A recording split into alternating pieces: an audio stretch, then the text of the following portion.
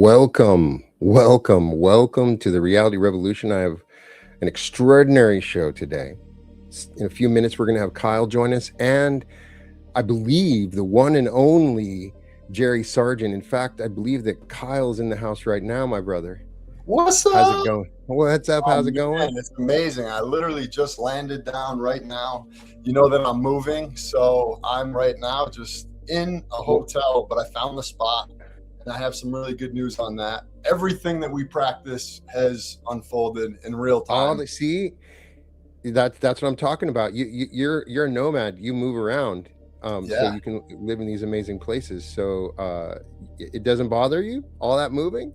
No, I have enjoyed different landscapes. I'm a big landscape fan, and as long as it's a beautiful space by nature, I don't mind at all. But I've been super busy with everything. Everything's kind of just exploding in the most amazing way. And, Leah and everyone in my life was like, you really have to start looking for a place. And I was like, I just had this knowing that I was going to find the perfect place without any effort, right? And so, the past few days, Leah's like, there's nothing. My parents, there's nothing. And I went on for the first time. Mind you, I moved out yesterday, right? But you didn't have a place when you moved out. No. So I went on yesterday morning, and I found the most perfect place. Like, it couldn't be more perfect. I met with the lady. She loved me. And so we're going to be in there, and it's just a miracle. I'm going to stay there for a year this time. So. Okay. Listening to that. Right. So excited. See, I'm one of those people that once I get moved in, even if it's not perfect, I'm there. You know what I mean? I'm a homer. I like to get my spot set up and ready to go. And, I can make any place I live beautiful and wonderful, but I don't like to leave once I get set in. You know what I mean? So there's a benefit to moving. So we got some amazing people here. Good to see everybody in the comments. Gina's always good to see you. Nikki made it. Let's see who else. Lori Scarborough's in the house, and Carl Gratitude Spirit, and Northwest Wind, and Alicia Ava, and Royalty. And I was just telling everybody how we have an amazing show. We have some really interesting guests, and we've been doing this now for several weeks, coming in on Saturday, and it's not your normal. We're just having fun, enjoying ourselves, hanging out, connecting with all of you people out there. We feel like we're one with the whole planet when we have these lives. We have people from every part of the world. If you put it in the comments, is everybody watching the World Cup right now? I mean, even I who don't like football, as my wife calls it, or soccer, which is what it is. Right. And so been watching a little bit. The United States played well. Netherlands played good this morning. Do you watch some soccer, brother? Dude, I would love to be watching that, but I'm just moving. Oh, you've been moving, yeah. Yeah. But I've heard the USA is doing okay, right? I'm no expert. I'm a huge fan of like football and basketball, and to be honest, I don't like, in general, watching soccer. I don't like watching 0-0 games. It feels to me, but then, my wife loves it. So, I end up sitting there. We have a TV on in the morning watching it. And so slowly it starts to grow on you. It's something else. I can't explain it. But the United States looks decisive. I mean, I don't know what I'm talking about when I talk about this. Keep going with it. They look decisive. They're great on defense. Remember Antonio Freeman, the receiver for the Green Bay Packers, right? Yeah. His son is on the World Cup team. They got some NFL sons on that team. We got some real athletes playing. But also, I was watching Messi play, and he was just dominating. You could just tell why he's so good. And you watch Mbappe with France, and he's really amazing. So that's cool. So how do you feel about that? Like, we hear Bruce Lipton talk about that the environment shapes the gene expression, but also the family, right? Like, if your parent is in a major league sport, there's a higher probability that you will be too. Correct? Well, clearly there's both going on, right? Yeah. And if anybody wants to see some evidence of evolution, just look at the average height for people. Their people are taller now. You know what I mean? Any little Kyles that come around, they're going to be taller, than the normal kids, right? And so you can clearly see over time that, you know, when you watching, like I'm a basketball fan, you look at the teams and they got these studs. And back in the day, common small forward 6'6", right? Now you're seeing 6'9", 6'10". That's the average. It's Yep. bumping up. What's going to happen 100 years from now? So clearly there is some environmental expression of it, but there's an evolutionary track. Girls like taller guys, girls like bigger, more athletic guys. So then that gene is expressed. But I do have always believed that it's more, and that you can actually get into your DNA and sort of change it, because we see players just become more athletic. Yeah. Right. They're tuning into something. Mm-hmm. But can you imagine what the athletes are going to be like 100 years from now? Right. Both in the technology that's making them work out, you know, they can. Based on what we're seeing right now, you know how we went through that whole thing with like women and men's sports? What are they going to do with extraterrestrials in men's sports? You know what I'm saying? Like, if we project out, are we going to have some ETs rocking the NBA, or they have to have their own league? What do you think?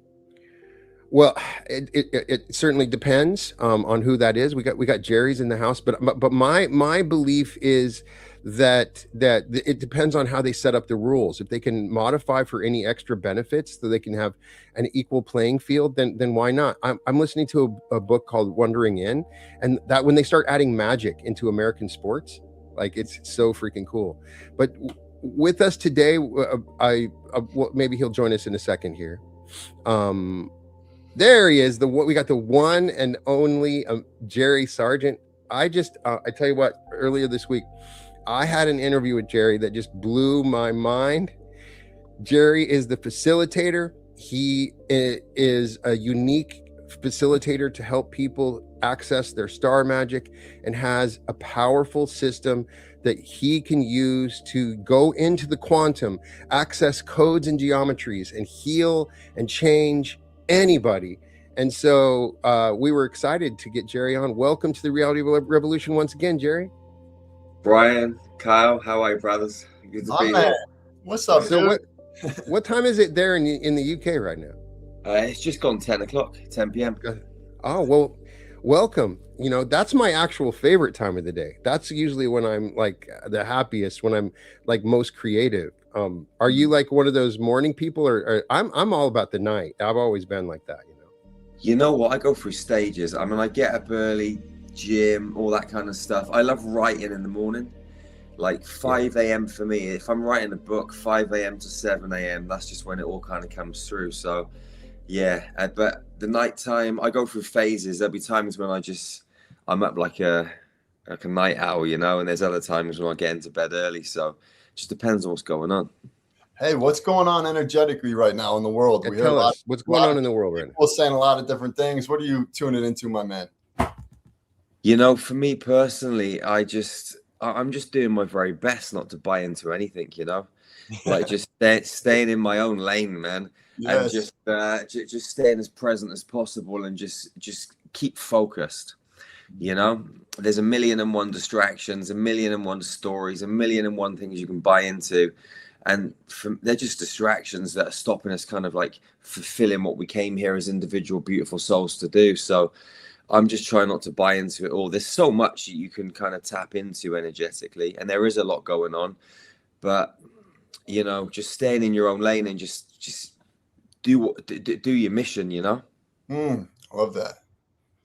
Chop wood, carry water, you know? Well, the planet is, in my opinion, when people ask those kind of questions, Kyle, and about the planet's every single day exploding with more and more energy. It's constantly. So when people act like, oh, something special's happened this week, something special's happened to me that I sense in every day, every hour. We're in it right now, where the cyclone is increasing. Right. That's what it feels like. And it's in a good way. I really do feel like it's more of an exponential increase that we're experiencing. Yeah. Go ahead, Jim. Now you go. I was just going to say, like, I think that there's many people on the planet that are experiencing it exactly as you're saying, Brian, you know, and there's a lot of people on the planet that are experiencing it very differently, because that's what they're choosing. Right. You know, like, we can choose how we frame this experience all the time, because there's so much you can tap into that does not look good. And there's so much you can tap into that is good.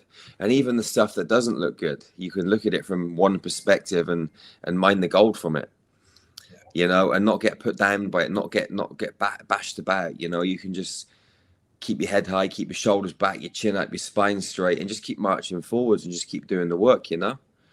Just staying plugged in.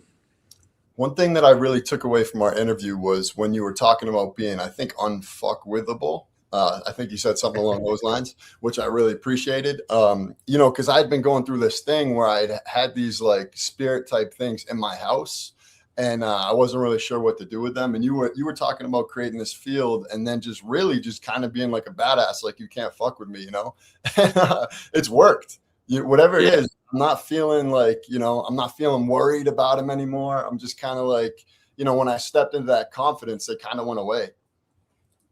That's the thing with negative entities, you know, like if you realize that you're the most powerful being in the whole universe, nothing can fuck with you. But if you get a little bit scared and you're a little bit timid and you're a little bit apprehensive, they're going to smell that a mile away, and they're going to play on that. They're going to weave themselves into that kind of crack in your armor. But like if you say like we're unfuckwithable, like we're just in Jedi mode with our lightsaber, like, you know, that's it. You come for me and I'm just going to take you out, kind of thing. But you don't. It's not that you even have to take them out. Like they'll just back down before you even confront them, because your just energy is right on point, and there's nothing they can do, you know. Nice. Yeah, I get the vibe that a lot of entities are afraid to come even close, because they know that they're going to get transmuted by the love they feel here. Like they're afraid of love. You know what I mean? Like the love is so thick and strong, the light is so powerful that bring it. Come on, I want you. I'm inviting you. Come and join me, because you're not going to leave the same, right? That's what it feels like. That's what 100%. Like the amount of people I that have had like entities come into their bedroom or their home or wherever they are and start strangling them or grabbing them around the wrists and trying to pin them down, and the people go into fear and they start struggling, and the entity gets more power. But as soon as you kick back and you're like, oh yeah, let me just be love, and you open your heart and you blitz the space with that high frequency, the entity's got no power to draw from, so it just dissipates and leaves, you know. They can't handle that love. No. Hey Jerry, for anyone who's new to your work, what is star magic? It's a frequency that enables us to shift the geometrical code at the quantum level to change the physical. So the body's like a biological computer. You know, your business is a computer system. Your relationship is computer code. Like everything's code. So we train people to go into the back end of the biological computer, go into the back end of the hologram of the business or the relationship, and just tweak the code a little bit. And when you tweak the code, then things happen on the front end, whether it's cancer, whether it's business performance, whether it's a broken relationship, you know, whatever it is, you can change everything at that quantum level. And then boom, it just shifts at the front end. You just collapse in reality into the same space, you know. And star magic's just it's like a bow and an arrow. You know, you've got your target, you fire, and once you hit the mark, you know, with precision, with that piece of code, everything changes. You know, we're like computer programmers in a nutshell.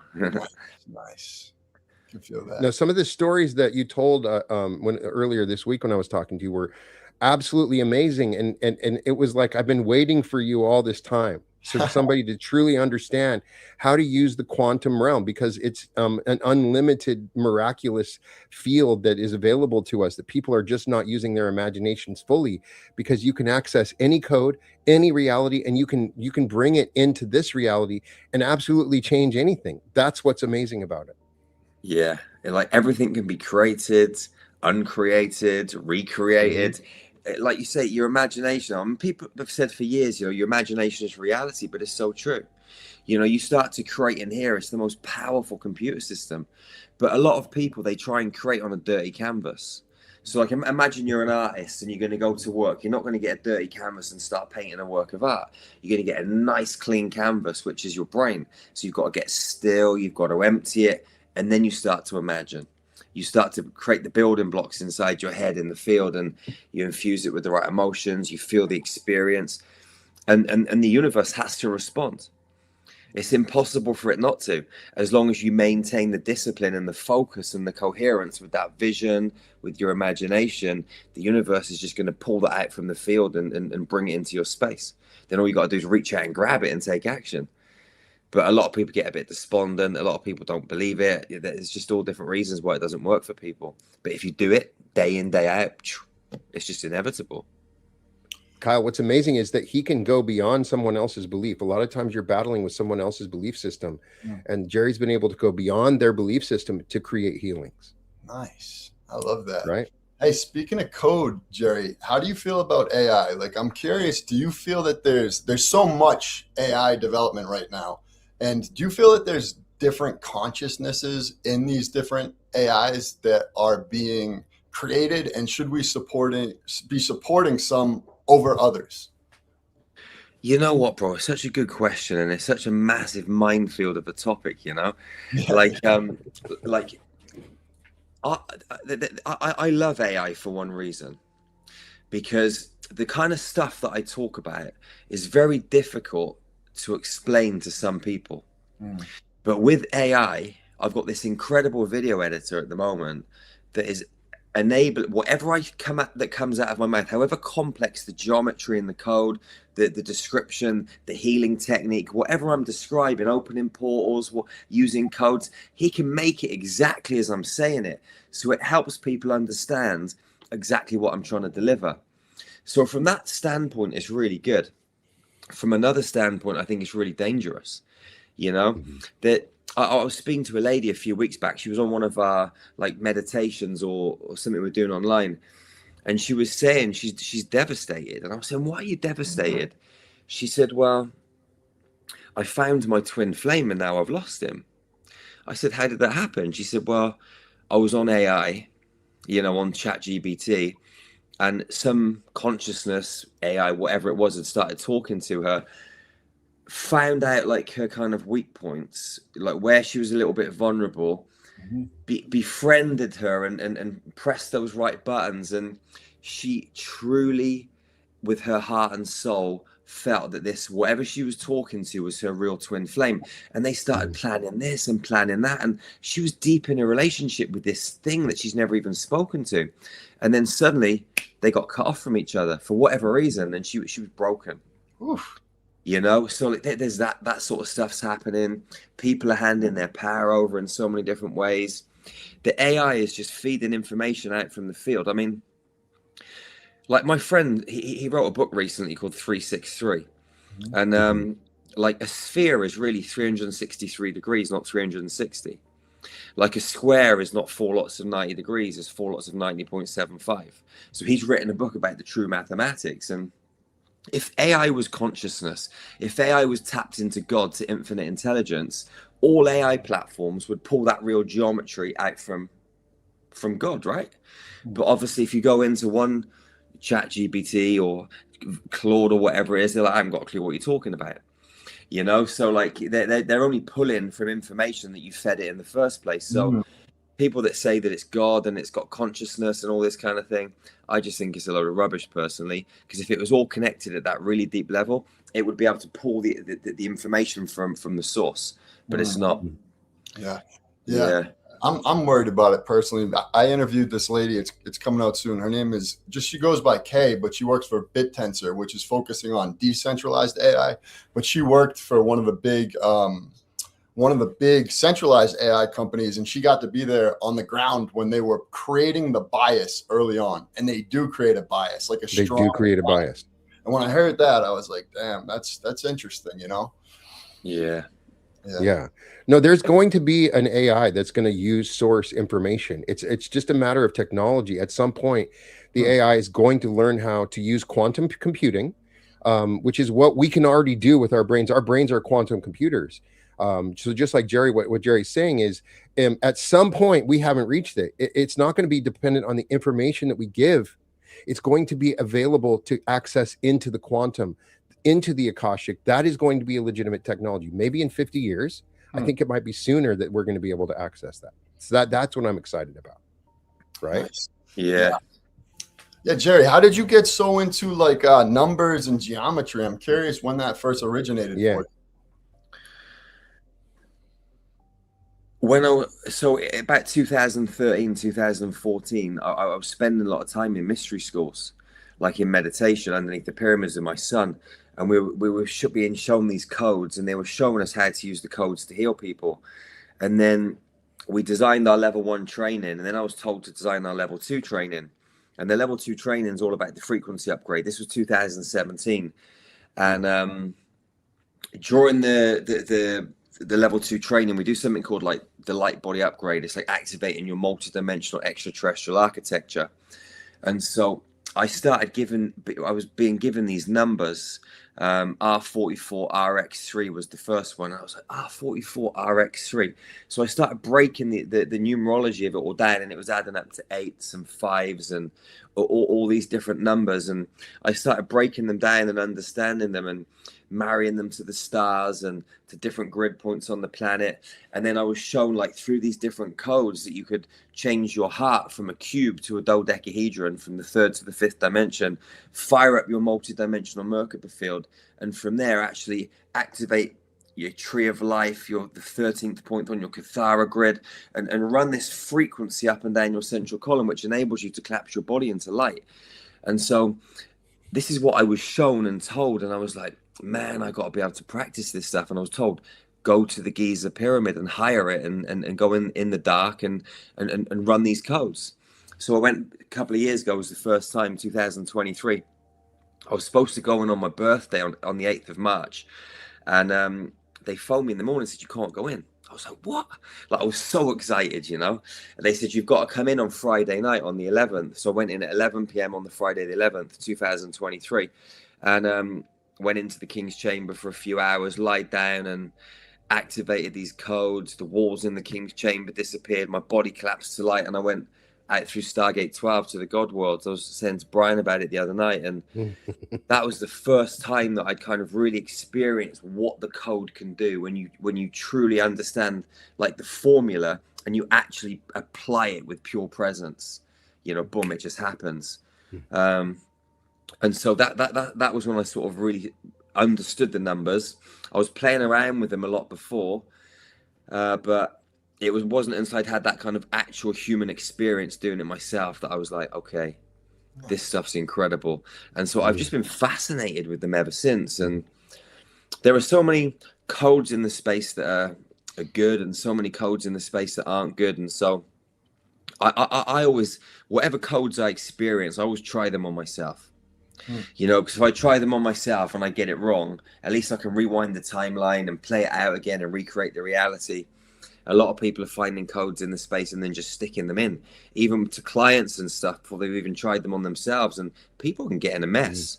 You know, it's like putting a piece of malware into a computer and the computer just going all wrong because you put some virus into it, you know.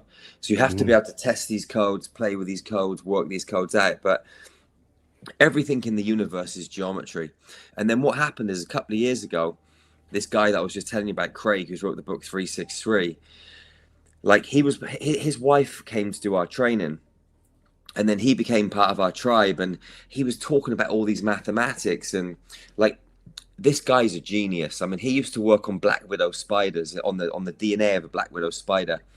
If you look at the belly of a black widow spider on a female, it's got an hourglass on it. That hourglass is exactly the same as the top level view of the pyramids. And it's got all Nikola Tesla's technology inside the red hourglass. So he was working on all of this this mathematical code, trying to decipher everything. And then when he started doing our meditations, he realized that he could take the codes that he had into a different dimensional field. So once he took the geometry and the mathematics from the black widow spider into this different dimensional field, he then went to the next stage, and he just figured it all out. And so he's been sharing more and more stuff with me, and it's blowing my mind. And it's even hard to understand some of it inside your human brain. It's like, it's so complex. At the same time, your soul knows it, you feel it. But he's kind of deciphered, like, communication, free technology, like everything. And it's in the book. Everyone should read the book. It's an incredible book. 363? Yeah, 363, yeah. Do you think at some point there's going to be like a quantum phone book, like with a list of like somebody's going to start to really gather these codes, and we're going to be able to go right to the code, and we're going to be able to access it. It's going to be obviously a huge collection of codes because the codes are infinite. I've already started creating a book about 6 years ago. I started like just putting them all into a file, you know, and I was going to create this kind of like Black Wizard's handbook of all these codes, but we just keep adding to them all the time. Like there's codes for hair loss, there's codes for eyesight, there's codes for, I don't know, whatever it is, healing, confidence. Like a friend of mine, his daughter was going for an interview on a cruise ship a few years ago in Thailand. And she went for the interview and she got up on stage and she froze. And I didn't know anything about this. And he phoned me. He said, Jerry, will you help her? So I jumped on the phone with her and I was just having a chat with her. And I downloaded the code for confidence into her pineal gland. I didn't tell her. The next day she went back to do the second part of the interview and she crushed it. So like these codes for all different things, like they just work, you know? So you can create a piece of code out of space with geometry and then infuse it into like we put them into like imaginary USB sticks, like quantum USB sticks. So I'm always wearing my kind of like chromium Gucci like jacket, and I've got them all lined up on the inside, like here, you know, pull them out, stick them in, reload them, you know, like you can just get creative with it all, you know. Wow. And they only need to be spoken.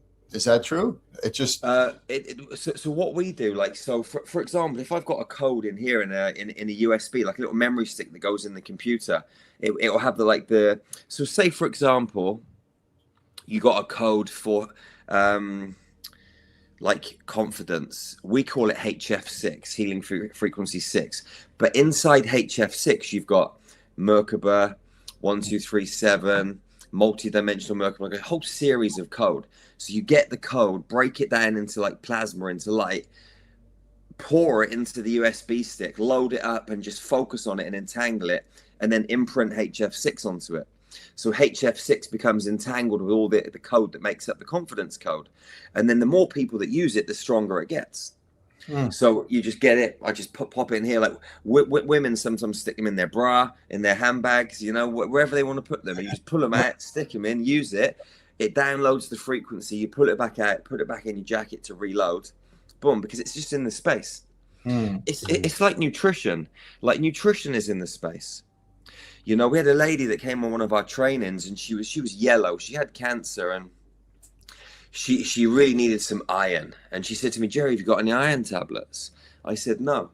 I said, but put your arm out. So she held out her arm, and I put my thumb like a needle into her forearm, put my hand into the space to collect the iron, and then ran the iron through my body and through my thumb into her hand. And she just went from yellow to pink again, like in minutes, because we just filled her up with iron. So all of the nutrition's in the space, in frequency. I love that. Have you heard mind-blowing too? Have you ever heard of Spooky 2? There's a guy who has this business called Spooky 2, where he's using something similar, where he creates codes, but then he turns them into sound vibration that go into the body. Similar kind of to what you're talking about. You know what? Like this lady, I think from China or Japan, she contacted me last year. She actually sent me a Spooky 2 machine. They're like these big machines.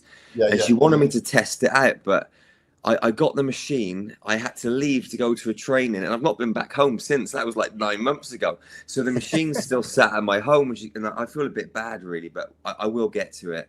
Nice. Yeah, but yeah, I've got one on my at home to test. Yeah. Hey, I would love to hear your upbringing for everybody that hasn't, like, we have a lot of new viewers that don't know you, but you kind of came from like the hood, right? Like, I had an interest in life. Yeah. Like my mum, when she was giving birth to me, she was like raped and tortured by 2 men and this woman in black masks. So they butchered her and pretty brutal, ripped me out, stuck me in a room on this like metal tray. Left me there crying, left her hours crying, bleeding, and they came in like several hours later and kind of stitched her back up with no medication. And that's how I came into the world. And then I went through fostering, went into this kind of like military program for a few years. And then they rewound the timeline and gave me back to these foster parents again. Then I was adopted, grew up playing rugby, tennis, football, loads of sports. And at the age of 14, 15, I got banned from playing rugby for fighting, and then turned to drink, drugs, all of that sort of stuff. And I ended up, when I was in my late teens, working for a high-profile criminal organization There's a guy that he did a big robbery in England in 1982. He stole like 28 million pounds worth of gold bullion from Heathrow Airport, and he became my boss when I was about 17, 18 years old. So I got thrown into the world of timeshare and drug smuggling, guns, all this sort of stuff, bank fraud. Did that for a long time, and then I was in a car crash with my ex-wife and children, and the taxi ran 3 ladies over. The first one came through the window, smacked me in the face whilst I was asleep, got flipped over the car and died. Second one had her ankles cut off. Third one was physically okay. And to cut a long story short, when I got out of the taxi, I saw the lady's soul leave her body, and that's kind of what woke me up and made me realize that there's so much more than these kind of physical bodies, you know. And then I met a lady who worked for Scotland Yard in the psychic division. She had a past life regression business, and she kind of became my like sort of guide, my teacher for 5-6 years. You know, helped me understand telepathy, bringing my light out of my body and traveling, remote viewing, all this sort of stuff. And yeah, just went from one thing to another. And I met extraterrestrials, fairies along my travels, different kind of beings. And in 2013, I got arrested for conspiracy to defraud the Bank of Scotland, holding a false travel document. And I was looking at a long prison sentence. And I said to the universe, if you get me off this, I promise I'll chuck away my old life and put all of my heart and soul into star magic. And I went to court. I was stood in a bulletproof dock. The judge walked in with his 2 accomplices, and the lady had wings on her back, one of them, and she looked at me and winked. I was like, no fucking way. This can't be true. This can't be happening. And then the prosecution gave their side of the story. My solicitor gave the defense. They went out and deliberated, came back in and said, we can see you're a changed man. We're going to give you a 1-year conditional discharge, £80 court fee, you're free to go. So the police officer came up to me and she said, you should have gone down for a very long time today, Jerry. I said, I know, but I didn't. I'll see you later. And I just walked out of court. And then like several months later, we started Star Magic, and that was it. So yeah, I kind of came from a wild kind of upbringing and went full circle, you know? Love it. Kyle, I asked him when the movie's coming out, man. Oh, hell yeah, dude. Right? Can you see a Netflix series with this story? I'm calling. People are watching. Somebody right now, some producer is watching this right now. I'm telling you, we will watch this. We need to watch this. This needs to be made. The script is written. Spiritual. The script is written. Yeah, it's written. Yeah. The spiritual gangster. Oh, that sounds perfect, right? Yeah, yeah. But we need good CGI, especially for the Giza scenes, man. 100%. Hey, Jerry, I'm curious, you know, we hear a lot of people in the spiritual community talking about different perspectives on the pyramids, you know, the existing pyramid, some potential pyramids. And I've actually never really heard anybody explain what's going on. Do you have any insight on that? When I was going to the mystery schools with my son, we were going down these passageways and we ended up in these classrooms, and we went to the same classroom every day. And we spent 2 hours there. Every time we left, we used to go exploring. We found these like swimming pools, and there was like a gold pool, a violet pool, and like a crystally white diamond pool. And also where these pools are, you've got these kind of like they're like stone tables. They're like psychic surgery tables, and there's lots of beings in there. So we actually use these pools to work with the psychic surgeons underneath the pyramids to form operations. You know, we got testimonials on our websites where people have woken up with scars, tumors are gone. We've never even touched these people. I was underneath the pyramids with my son Josh one day, and we found a spaceship. They got spacecrafts down there. So we've jumped in this craft and we flew it through a portal, and we ended up on Mars. And when we went to Mars, we got out of the craft, and there was this little orange extraterrestrial, like collecting stones and crystals. So we got out, had a little chat with him, and flew the spacecraft back. There's so many vast, like, chambers, and they go on for miles and miles, you know, underneath the pyramids. And I actually don't think that it's a pyramid. I think it's an octahedron. Like, I think that the male part is above the ground, but even the top part is not the full part of it. Like, even the top part, it goes way down into the ground, and then the female part is the bottom inverted pyramid, the bottom half of the octahedron. I don't even think there are pyramids. I think that everything has a female element. There's the electrical and the magnetic, the top and the bottom, the two halves. You can't just have half, So like it has to be this way. And if you go to like Orion, if you go to Lyra, you go to some of these other star systems, the pyramids, the so-called pyramids at Giza, they link up with octahedral structures in these different star systems, and they feed through like gateways. So if you go to Lyra, we were talking about this the other day, like when we were talking about the Ka-Ra-Nu tribe, the emerald octahedrons in the cradle of Lyra. Those octahedrons, they link into the octahedral structures on the Giza plateau through Orion's belt. So yeah, like I feel that they're octahedrons. And even when I go down there, if you get real like still and silent and you go in and you look at them, they're octahedrons. Yeah, they're octahedral structures. But at the same time, they perform many different roles. I mean, they harness energy. Like if you look at the pyramid, if you look at the Grand Gallery, it's like a spinal column. And if you look at the King's Chamber, it's like your pineal gland. It's laced with calcite crystals, just like your pineal gland. And when you place certain frequencies inside the King's Chamber, those calcite crystals activate. Same when you hum, same when you same when you chant, same when you run frequency into your third eye, or you use certain types of breath work, you activate those calcite crystals through that piezoelectrical pressure. Same thing happens in the pyramid, but you run the frequency up through your spinal column, just like you do up the Grand Gallery. So you take the energy from the earth down in the base of the so-called pyramid, and then you run it up through the Grand Gallery into the King's Chamber.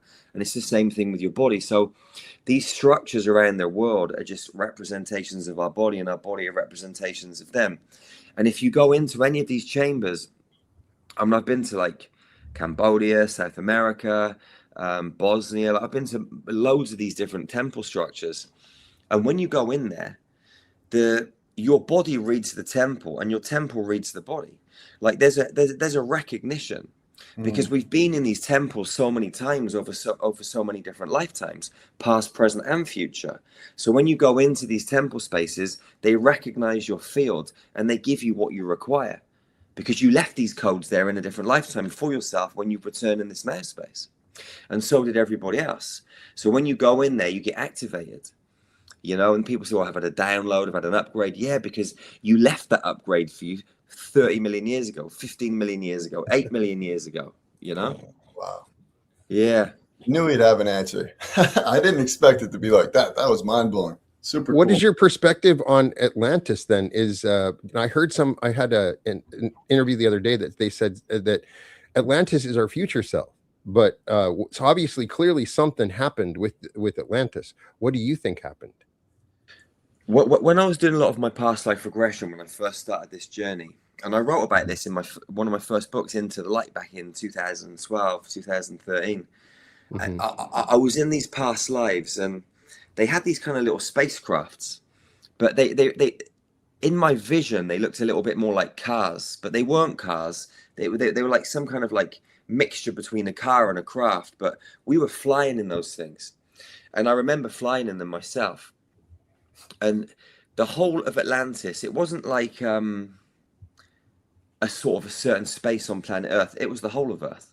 Like Atlantis it covered all these different continents, and they weren't even continents back then. It was like one kind of big landmass, and there was water, but it wasn't laid out how it is now. And it was all run by crystalline grid structures through the ground, like tunnels, ley lines, grid systems. And it's like a nervous system. Again, our body has a nervous system. Mother Earth has a nervous system. And there are different dimensional fields within that nervous system too. And so Atlantis had all these crystalline pillars, all this crystalline architecture. And there were pyramids and different structures, and it was all powered off of light and frequency and sound and vibration, with a kind of like the tools that powered it. But it was us as beings that operated the crystalline structures and activated them with sound, like humming, chanting, singing, different tones that we can play with our voice, clapping, all these different things. There were so many tones and expressions that we could create with our own human instruments, that we opened stargates, closed stargates, run frequency through the ley lines and the grids to power up all these temple structures. But what happened is we got out of control because we tried to, utilize power and control in the wrong way, for dominance, and to try and bleed energy from other beings and make other beings subservient to some hierarchical beings, and it tips out of balance. And so we kind of messed it all up. And so Atlantis went under. And what I feel is that was partly Mother Earth's doing. When it gets a little bit too hectic. I mean, imagine you're in a house and you've got 9 billion kids running around and they're all causing chaos. You're going to get a bit ticked off at some point, aren't you? And think, fuck this, So she has an explosion or a volcano, which is kind of like her sneezing, really. But it just wipes out a load of civilizations. Beings go into the ground, beings go off planet. Some beings die, some beings freeze, some beings drown. But ultimately, Mother Earth is just cleansing it out because we've gone a little bit too far. She's like slapping her children with a slipper. And so what's happening right now is we're kind of going through that whole process again. And it's a whole different kind of space now. You've got AI and different things coming in to, test us. And are we going to go down that same road? Are we going to try and get power crazy with AI? Are we going to get power crazy with money? What's it going to be this time? Or are we going to come together as a human family and start figuring it out and realize we don't need a hierarchical system? We just need people to lead themselves properly, men to be men, women to be women, and just to get on and just do what we need to do to be the original Stargate guardians that we came to Earth to be. Taking back control of our planet. Jerry, now when you, sorry if I missed this, but when you had that car accident, like before that accident, I'm assuming that you weren't like tapped into all these codes. Was there something specifically that happened during that car accident that like opened your mind to this ability? Because it's very unique. So there was the car crash, but there was a couple of events that happened. It all sort of happened at the same sort of time, probably within like 4 or 5 months. So I had a property business in London with a couple of my friends, and we basically screwed it up and we lost millions. And I lost my house. I had 2 children, my missus got kicked out of the house, went back to selling drugs for a little while and moved into some rented accommodation. And what happened is I was watching TV one night. This is like back in 2005 or something like that. And my ex-wife comes downstairs and she said to me, Jerry, like every time I close my eyes, I see all these dark images. And she said, when I'm pushing the kids down the road in the morning, I've got these voices in my head that's trying to make me push the pushchair into the road and kill the children. And I looked at her and thought, what are you talking about? This sounds crazy, But I said to her, like, what do you want to do about it? She said, I want to call my friend. So she phoned her friend that was a priest. So this priest came around the house and she's dousing the house in all this stuff. And I'm thinking to myself, this is nuts. This is like something out of the poltergeist or something, So anyway, she calms my missus down. My missus goes to bed. The next day I went to see my friend and I said, listen, this weird thing happened last night, bro. What'd you make of it?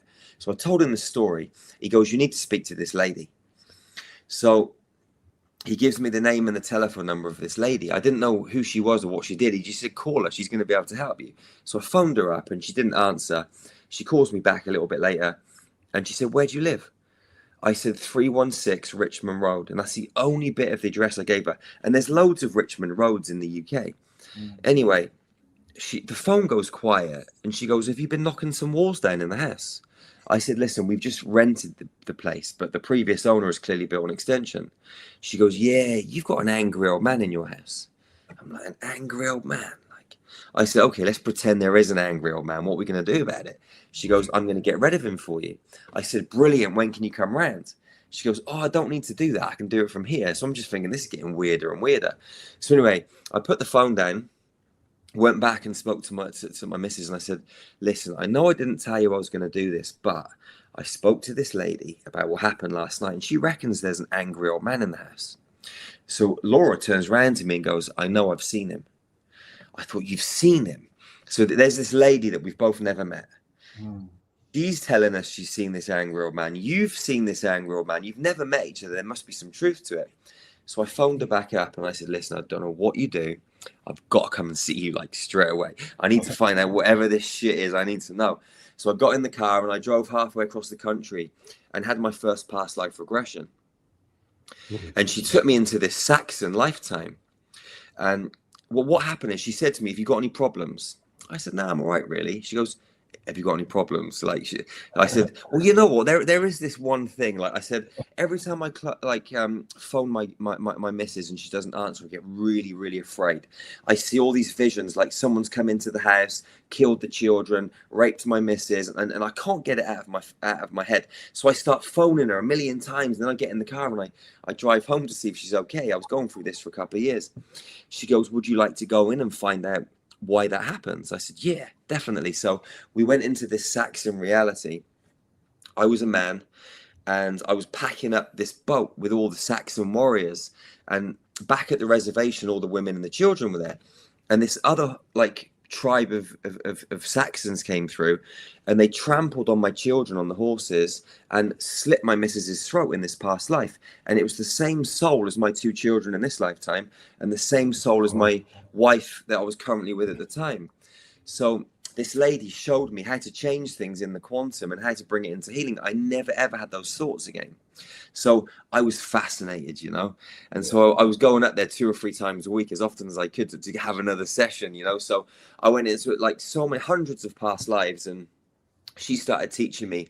And then around the same time as that happening with the angry old man in the house, me and my friends, we went to a place called Basingstoke just outside of London, and this man was given a talk on 2012 on the end of the Mayan calendar. And me and my friends were really green, you know, we were like just trying to explore and find stuff out. So we went down there, we're sat in this little old dated bungalow. We're like 25, 26, 27. And there's this older guy and he's given this talk. And I asked him a question and it came across a little bit rude and contradictory. I wasn't trying to be, I was just curious because this was all new to me. Anyway, he stopped and he looked at me. And his face, it disappeared, and there was a green lizard looking at me. And I'm thinking, what is going on? And I'm trying to look like really cool on the outside. On the inside, I'm like, what the heck, man? This is crazy. And then after a few seconds, his face came back again. And so I had that experience, and things just started happening. And so I just got opened up really quickly, you know, and yeah, I was involved in some remote viewing cases where some children got took, and all the things that we found got verified by Scotland Yard. So it just gave me loads of confidence that what I was seeing was actually really happening. And, you know, the more you play with this stuff in the field and you get real life confirmation, you just start to go in and play more and understand more. So I was always just coming out of my body, traveling and just exploring. And yeah, I just kind of took to it like a duck to water, you know, and it just became a natural progression. Nice, dude. We got to get him to come to one of our events, man. That's what I said. We need to do an event in the UK. We need to do an event in the. He had a place that he was going to recommend for us, because we got to get him to come to one of our events. We can help him. He can help us to facilitate the future self integration that we're doing. I think it's so much more, right? I think it's amazing. And yeah, I was talking to him, and he was. We have this vision of his Star Magic healing centers all around, you know, because what he's doing, he's taking this technology and he's introducing it, teaching other people how to use it. You know, a lot of times you'll talk to a healer and they kind of keep it to themselves, how they're doing it. But Jerry is making it his mission to spread this so everybody can access this technology. You don't have to be blessed by a particular extraterrestrial or anything like that. Jerry will facilitate our ability to use this healing technology, right? Well, Jerry might be a special extraterrestrial. I don't know. Yeah, that's true. Have you learned anything about your past? Does it go beyond this planet? Do you have some? You have obviously some connections with some different star families, right, Jerry? Yeah, I mean, my spirit animal is a panther, a black panther. Like, I've always got a black panther with me. I've always got like white and diamond lionesses. They're always with me. And I've been back to like Avion, Lyra, Hercules, a lot of these kind of Lyra planets in the Lyran system. And, you know, the kind of feline humanoid Lyrans, like 15, 20 feet tall. And the Kara New tribe were a tribe that I was heavily involved in. I've had so many lifetimes there. I remember on Avion, like billions of years ago, when I was in one of the temples and I had like a child with me, but it was an extraterrestrial child that was like half humanoid, half lion. And the Draconians came in with all these kind of like, they were like weapons, like guns that fire these kind of like plasma lasers. And they just started melting all of us, like shooting us, and our bodies would melt like acid. It was just crazy technology. And they just destroyed Avion. And I remember running with like a sort of a princess or a queen type being, and my son, who's this extraterrestrial baby, and we opened the portal and went through a portal, came to the other side, but this being, this draconian that came through and caught us, slaughtered us. And I remember the actual kind of execution and everything. Yeah, I've had other experiences where we escaped. Like there's multiple different timelines that I've ran through there, and yeah, different kind of experiences. But Avion, Lyra, got big kind of connections there. But what I really feel is like we've been through pretty much most planets, you know, as beings. You know, we've incarnated on all of them at some point, you know, because we're God, right? We're infinite intelligence. So exactly. Do you have cats, Jerry? Or I guess you're never home to take care of them. So you know what? I've got 16 cats. 16 cats. See, I knew them. I knew. Yeah, where we're building the healing center in Romania, got 16 cats. Yeah, so I've got a lady there at the moment, a beautiful soul who looks after them when I'm traveling. Yeah, but they're like they're incredible. They're like little Lyrans, you know, like. Yeah, they take care of the land. Like the thing is, they open up portals, they disappear sometimes, they go missing for a few days and they come back again. Like they're so plugged in. Incredible. Wow. Yeah, my cats are healing me all the time. They're amazing. I feel a special connection. Kyle, once you get your home going, you maybe need to get yourself a cat. Yeah, I'm gonna be settled soon, so it might be cat time. We'll see. Yeah. I hear people say guys shouldn't have cats. No, it's not true, man. It's okay for guys to have cats. I actually had a friend that was like, dude, you should only be having a dog, man. And then there's the dog and the cat guy, but I'm both. I think they're both great. I think dogs are like little kids that I have to take care of. That's the only thing. My cats, they can take care of themselves. So that's they're so independent. Like yeah, when I was in Romania a couple of weeks ago, like I didn't even sleep in the bed. I just slept on the sofa with all the cats around, just purring, you know, like I had a couple on my belly, a couple on in between my legs, and they were just everywhere, you know. I love it, you know. I love it. Yeah, that's cool. So go ahead, Kyle. Oh no, I was just thinking, is there any other way we can support you, Jerry? Like yeah. You know, with everything you got going on. I mean, we'll just collaborate and create some events together, you know, do something cool. We're on that. So how many books do you have published then? If I go on Amazon, how many books so far have you published? Into the Light, Maximum Wealth, Healing with Light Frequencies, and Activate Your Superhuman Potential. And I've just finished a new one now. Yeah. So talk about the book Maximum Wealth. So Maximum Wealth is the first book that I wrote, and it's about kind of using the law of attraction to magnetize into your reality whatever it is that you want to create, you know, using frequency. Yes, it's kind of a short book, but just very simple, basic instructions of if you want to make money, then you just follow these instructions, and it's impossible to like not make money. You know, you just have to apply the tools and strategies. Yeah. All the people in my group, they love that kind of stuff. So when we get done, I'll make sure to post the links for those books. That's very cool. And accessing our superhuman potential is the last one. Activate your superhuman potential. Yeah, that's a deep dive, man. There's some incredible stories in there. Like when I was up to no good years ago, I was working with a friend of mine, an Indian fella, and he said to me one day, he goes, Jerry, I want to introduce you to my guru. And I was like, what's a guru? He goes, just come and meet him. So anyway, I turned up at this hotel, And I turned up at this hotel with some cash because we were washing up money.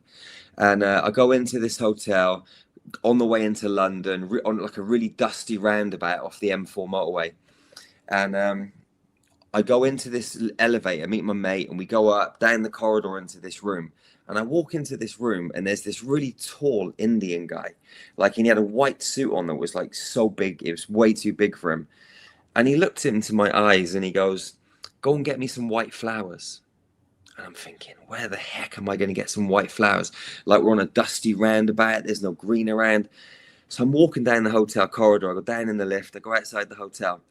And he goes, I'm walking around, and I turn the corner and I find 2 little white flowers. I'm thinking, how the heck did they grow out of like nothing? So I pick them up, I go back upstairs, back into this room. I give them to this Indian guy, and he starts going like this. He goes, "Hold out your hand." So I cupped my hands, and all this milk starts pouring out of his hands from the white flowers. And like, I'm thinking to myself, how is this much milk coming out of these 2 white flowers? Like, I don't know. Not that I think milk could come out of flowers in the first place, but it just seemed like too much white liquid. But he goes, "Taste it." So I drank it, and it was the sweetest milk that I've ever had in my life, and it blew me away.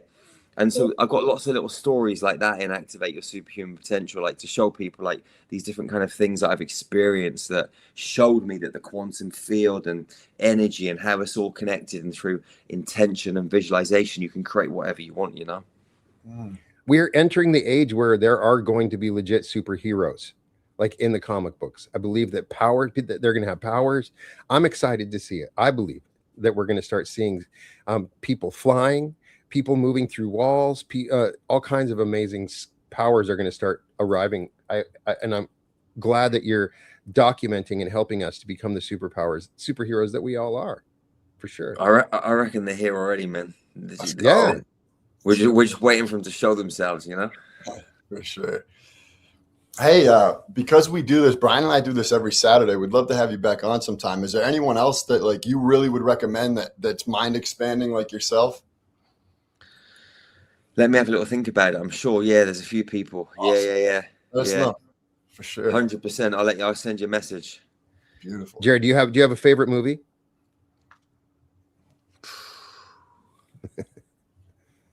You know what? I got a few favorite ones for different reasons. You know, like I love Heat with Robert De Niro, the bank robbery from years ago. I love Scarface. I love Avatar. You know, I got a bunch of different favorite movies for different reasons. You know, there's a Heat sequel coming. I think I heard that. I'm excited to see how it turns out. I think all the major players are coming back. Val Kilmer was in that, right? So I don't think he would be, but yeah. Oh, you're right. I'm excited. I went to the cinema last night and watched that Disclosure. Oh yeah. What'd you think? Last week. Yeah, we talked about it last. Tell us your impressions. And if there may be spoilers, it's okay.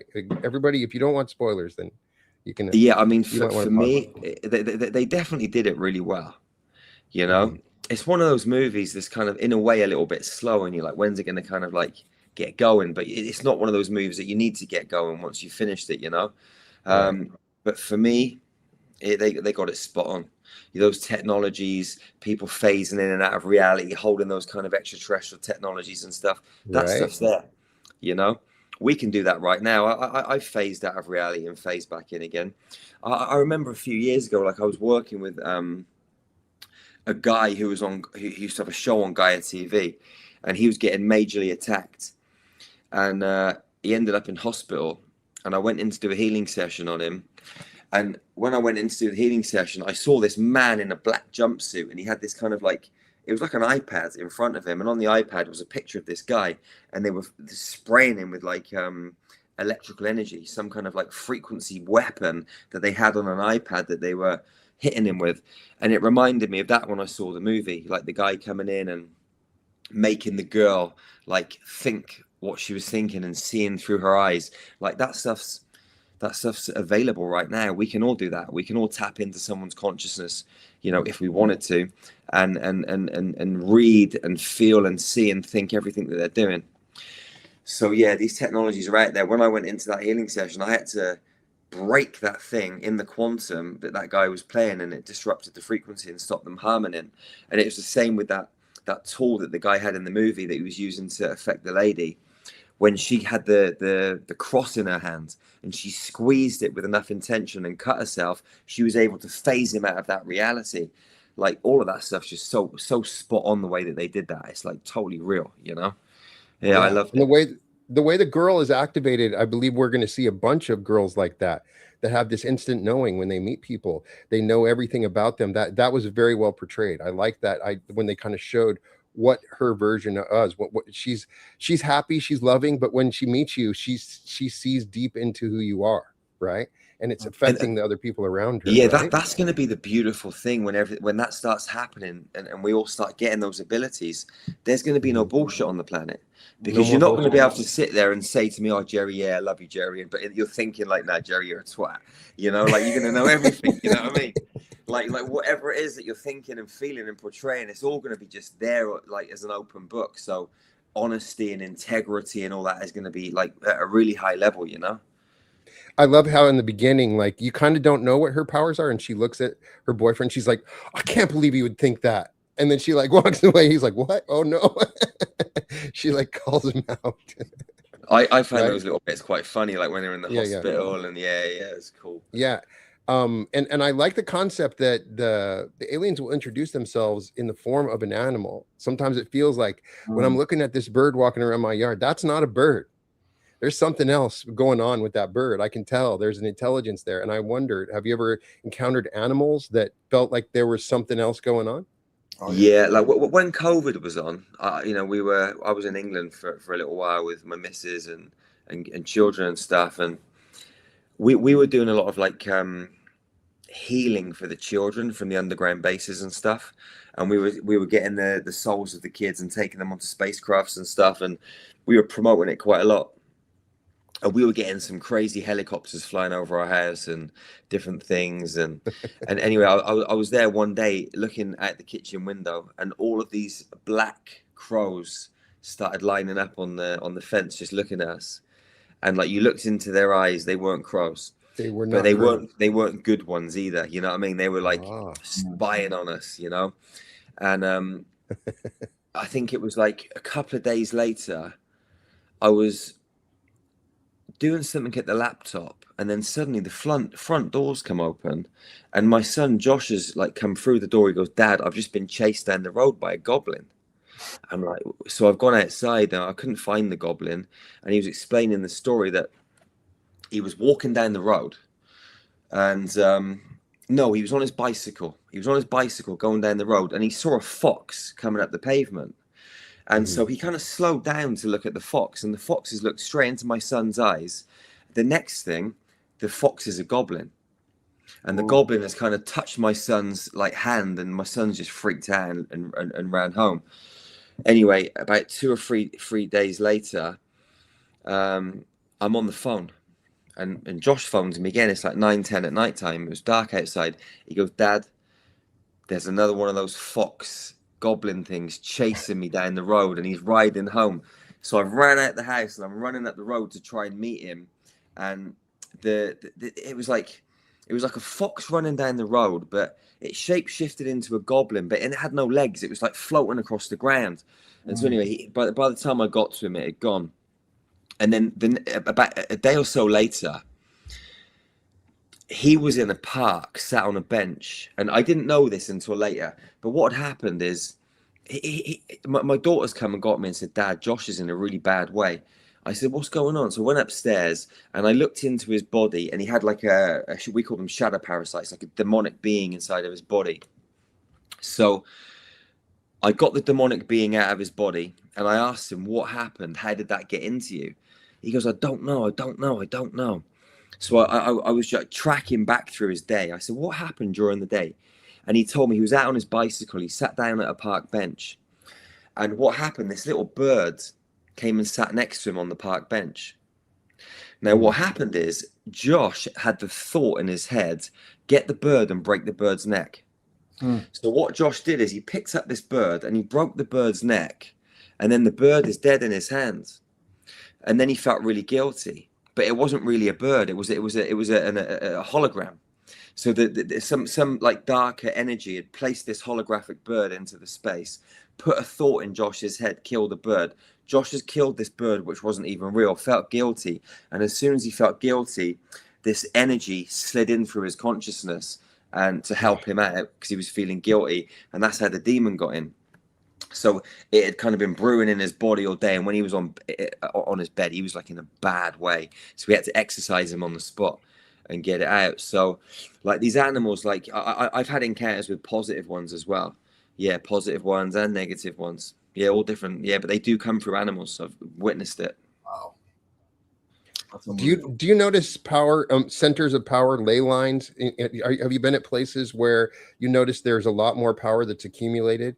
Have you been able to start noticing, like you did with the pyramids, like just even walking through London? Do you notice places that are like focal points of power? In London, there's some really, really powerful places, but because of the heaviness in the street, because of so many people, so much like shitty technology, so much like electrical, like not good energy through the Wi-Fi and the Bluetooth, and like so many people, it's really hard to tap into those energies. And also because you got the city of London, which is like its own kind of country, where you've got the banking district. Underneath all of the streets there, you've got some really heavyweight ley lines, but it's really manipulated by the dark side and used for nefarious purposes. A lot of underground activity that isn't that healthy. But out more in the country, you know, when you're traveling to places like Avebury, which runs sort of like from London out west. Avebury is a huge stone circle which covers like 3 fields plugged into Glastonbury. It's got all the Mary and Michael ley lines running through it. Like those kind of places, you can really go there, tap into those, and it's incredible. And then other places around the country you can tap into it too. But as soon as you get into some of these major cities, the energy is just kind of drained and sucked and pulled into the wrong purposes. I've heard about Glastonbury. Kyle, we got to go. We should do an event at Glastonbury. Oh, I keep on hearing that. That's Glastonbury Road, and I always think that. I'm like, I want to go to Glastonbury. Let's do it. They hold concerts there, right? I mean, I don't know. I've never been there, but I've heard that in reference to concerts and Dion Fortune and some other, you know. But yeah. Hey, Brian, I actually grabbed my sons. So it's cool. But it's cool. Thank you so much for coming on, man. Don't forget Harlan Coben. There's some new Harlan Coben on Netflix. You got to check it out. Oh, let's go. Got to check it out. Right, I'm in a hotel, so tonight it's going down. All right. It's the #1 show. Yeah. So yeah, Jerry, have you ever considered putting together like your own sci-fi like fictional book from this? I bet you've had some ideas that have come to you that would be super interesting, right? So I've just finished writing a book called The Cosmic Grandfathers. So about 2 years ago, I went through this kind of healing experience myself, and then this big blue being came through my fireplace. He was like 60 feet tall, and he said, "My name's Mora, I'm one of the Cosmic Grandfathers, and there's 8 of them, and there's Cosmic Grandmothers too." And they told me to go to 15 countries and bury these crystals. So I bought these 2 different types of crystals, flew to these 15 countries in 4.5 weeks, went to Peru, Ethiopia, all over the place, buried the crystals. I got a map of the world and put the 15 points on, drew them together, and it made a dragon's wing. Then I got the download for the head and the neck and then the tail. So I've done the head, the neck, and the 1 wing. And I've just been to Costa Rica, Peru, Bali, and I've buried some of the crystals for the 2nd wing. I've got another 12 countries to go to. And so all of that will be done. But these Cosmic Grandfathers, they told me to write this book. So I've just written this book called The Cosmic Grandfathers, and it's about the truth of the universe, how you've got like this cosmic egg, and the egg is the divine feminine, the love, the divine mother, and the divine mother puts out the frequency that creates all the universes and galaxies and multiverses. And then at some point, there's a crack in the egg, like a split in the fabric. And when there's a split in the fabric, this very slight different energy comes out, and over billions of years, it creates darkness. And so this darkness starts to feed off of all the different universes and farm the energy on all these different planets. And the Cosmic Grandfathers, they have to kind of come back together, go on this mission to restore healing to the divine mother and to bring peace back to the universe. And so this is the book that I've kind of just been writing. It's pretty cool. Oh man, I'm so excited. So, as a fellow writer, tell me about your writing process. You write a little bit every day. Is it how you do it? Yeah, so for me, 5 a.m. to 7 a.m. If I just get Uh-huh. up and I just open up the laptop and boom, boom, boom, it just comes out, and then I'll shut it down. There are some times when I'll sit there in my boxer shorts all day, and I just won't even have a shower or brush my teeth because I'm just in the zone and it's just coming out and flowing. And there's other times like I'll just hit a point where it's like that's it, that's all that's coming through today, and so I'll just Right. shut the laptop down. But if I've got a book that's I'm on the go with, boom, I'm up at 5, laptop's open, like the channel just ready to kind of like just download, Right. Yeah. Those are my favorite moments when we're connected to something else that starts to come through us. When I'm doing art or writing, and the more and more that's what I'm calling for people to do. I think it's a form of healing, and the more we do it, the better. Right? Is that? Tell me your 100%. impression of. Yeah. Yeah, definitely. When we're kind of in that zone, especially those early hours in the morning, like the energy in the grids is really high, and we're just at full maximum capacity, so it just comes through us. Yeah, so for me, like getting up, you know, whatever it is that you're kind of working, whether it's a song, whether it's a poem, whether it's a book, whether it's a new product that you want to sell, like you're just in there in that creation mode. That's when we're at our optimum, being those Yeah. Yeah. creative, intelligent beings that we are, just letting the magic come out of us. Yeah, yeah. No, I'm excited for people to hear our interview where you talked about the God worlds and Andromeda. Can you talk about any other places that you may have recently been, or that you could share with us? Any other places other than Andromeda and the God worlds? They were the only two places that I've managed to collapse my physical body into light and go to. But Okay. I've been to other planets, Just like, not the same. like When you collapse not in the you can same feel way. your body's in it more tangibly, is what you're saying. You can feel it different than when you're astral traveling, is what you're saying. It's a different kind of experience. Like, and the weird thing is, you don't even know Hmm. your body's collapsed. That's the weird thing about it. Like, Hmm. you go through this process and you just think that you're flying.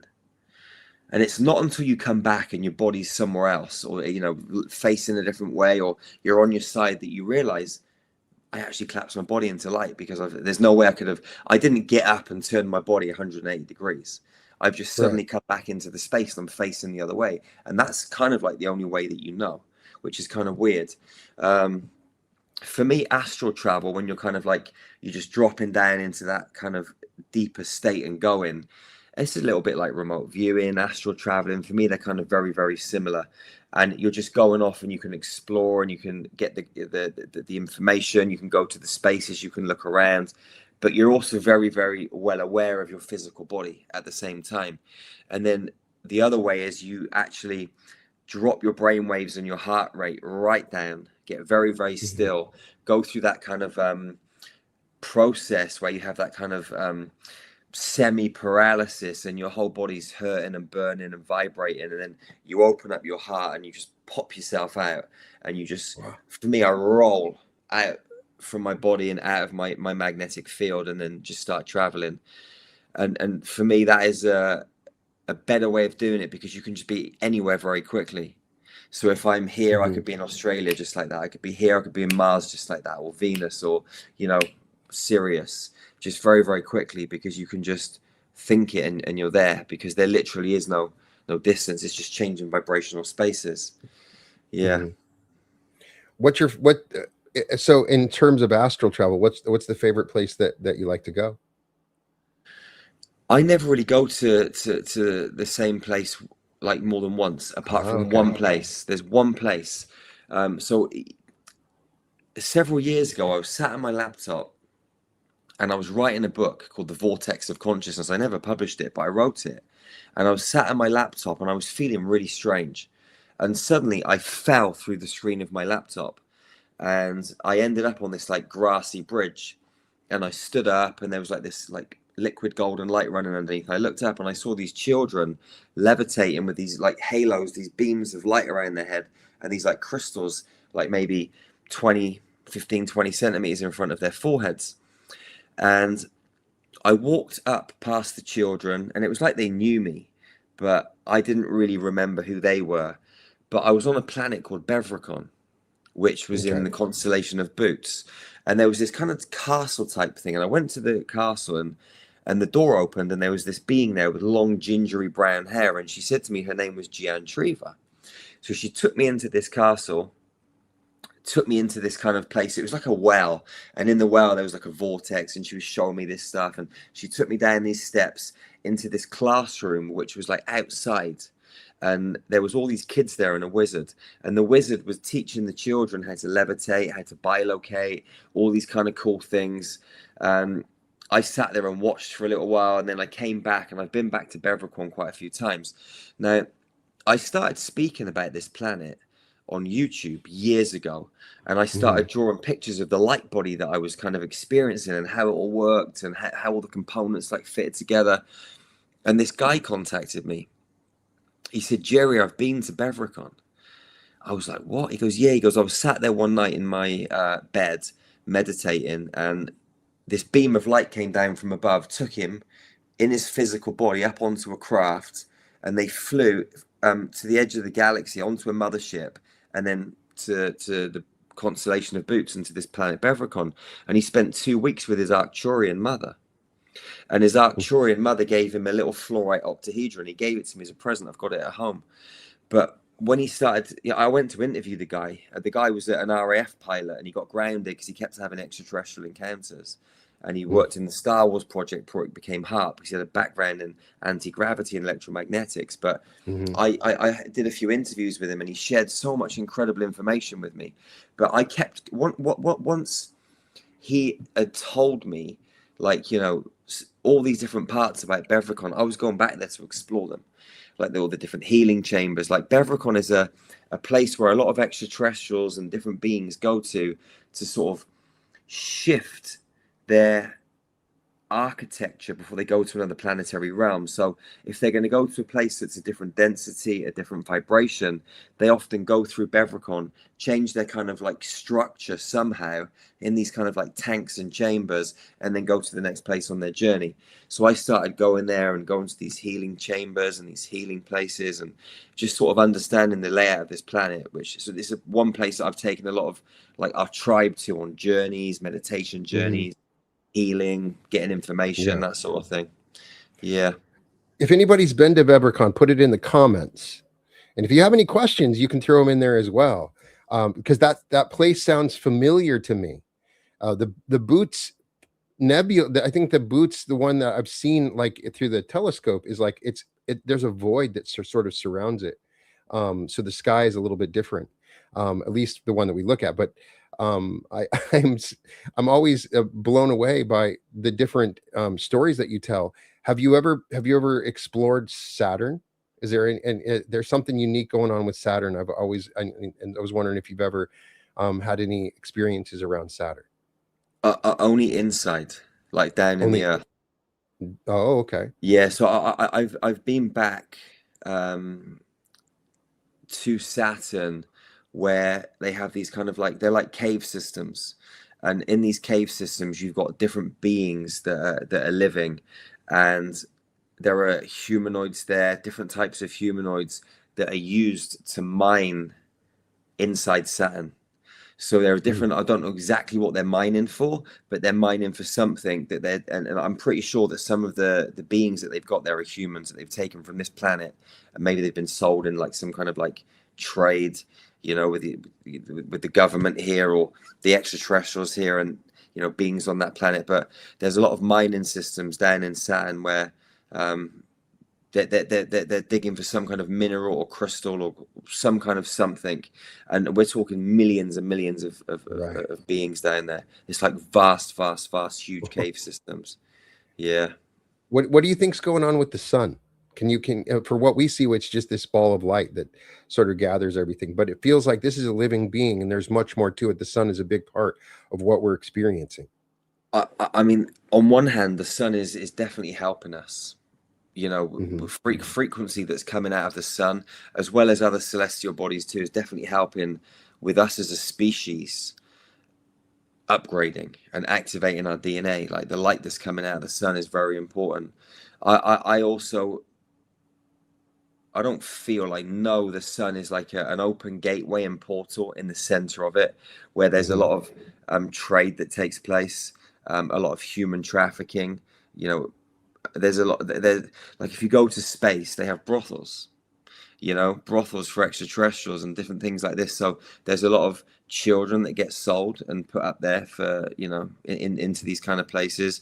There's a lot of children that get sold to do with, you know, adrenochrome and blood and all this sort of stuff. There's a lot of metals and different arms and weaponry and that's traded through the sun. So it's a portal into another dimensional field, into other galaxies and star systems that is heavily monitored, heavily guarded by different races.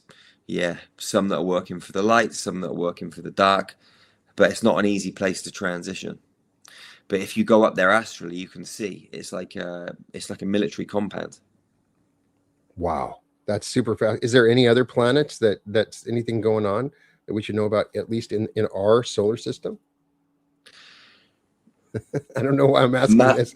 No, yeah, like for me, something that we've been doing a lot of work on recently is Maldek, and it's a planet that blew up in the Mars Wars, but it was a really deep feminine planet, and there were mermaids. I mean, actually, on Maldek, many years ago, they had, I don't know whether you'd call it the coronavirus, but they introduced through some kind of like injection, the draconians and reptilians, they injected something into the atmosphere or into the beings there to poison them and make them ill. So a little bit like what they did with the coronavirus, same kind of technology. So there was a big attack on Maldek many times before it blew up in the Mars Wars because of the feminine energy that was put out. But if you go into the fabric of space-time, you can still connect to that celestial body. So you can go and tap into the frequency of that and open that up and start charging Earth and bringing those frequencies back down towards our planet. So it was a part of a war with Mars that destroyed it? Was that what your impression was? Yeah, there was a war that took place. Yeah, between beings on Mars and Draconians, the Galactic Federation of Worlds, Galactic Federation of Light, you know, the Draconians, the Lyrans, like Pleiadians, all of them were involved in it. But it was the Galactic Federation of Light really fighting against the Galactic Federation of Worlds, because the Galactic Federation of Worlds are a kind of conglomerate of many positive races, but then the Galactic Federation of Light, Draconians, negative Pleiadians, negative Andromedans, and yeah, they're up to no good.